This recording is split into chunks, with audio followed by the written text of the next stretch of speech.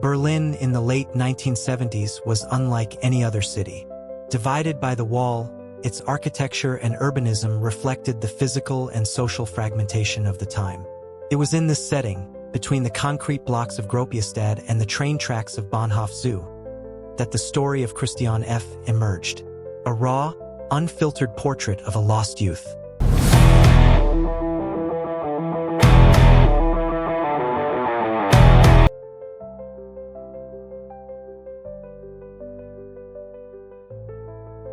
After the war, West Berlin became a symbol of resistance against the Soviet bloc, but it also carried the scars of a troubled past.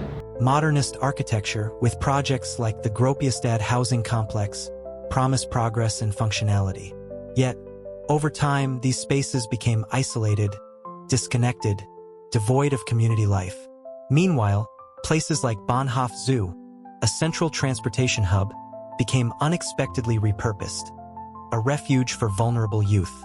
It was the epicenter of a Berlin marked by drug use and a generation adrift. Christiane F grew up in Gropiusstadt, one of many social housing projects built to accommodate workers in post-war reconstruction. But for her and her peers, these blocks meant monotony and exclusion. In search of belonging, Christiane joined the underground scene of West Berlin. Bahnhof Zoo was more than just a train station. It became the stage for a generation seeking escape through drugs and music. Her story is a stark reminder of how the lack of social planning in Berlin's urbanism contributed to the isolation and marginalization of an entire youth. The book and the film that tell her story shocked the world, exposing a brutal reality that many preferred to ignore. At the same time Christiane and her friends were wandering the streets and clubs, Berlin had also become a creative sanctuary for two music legends, David Bowie and Iggy Pop. Bowie moved to Berlin in 1976, seeking to escape the chaos of Los Angeles and the pressures of fame. To him, the city offered anonymity, raw energy, and artistic reinvention, fueling albums like Low and Heroes. Iggy Pop, on the other hand, recorded The Idiot and Lust for Life during the same period. Bowie's music became the soundtrack of Christiane's youth. When he appears in the film performing station to station, his presence is not just symbolic. He represented an ideal, freedom, artistic expression, something that stood in stark contrast to the emptiness and alienation Berlin embodied for so many.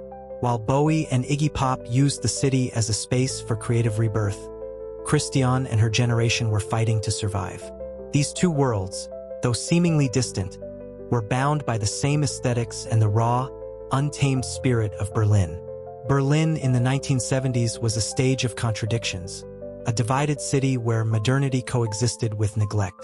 The story of Christiane F, the presence of Bowie and Iggy Pop, these are two sides of the same coin. Some sought escape through music. Others faced a brutal reality they couldn't outrun.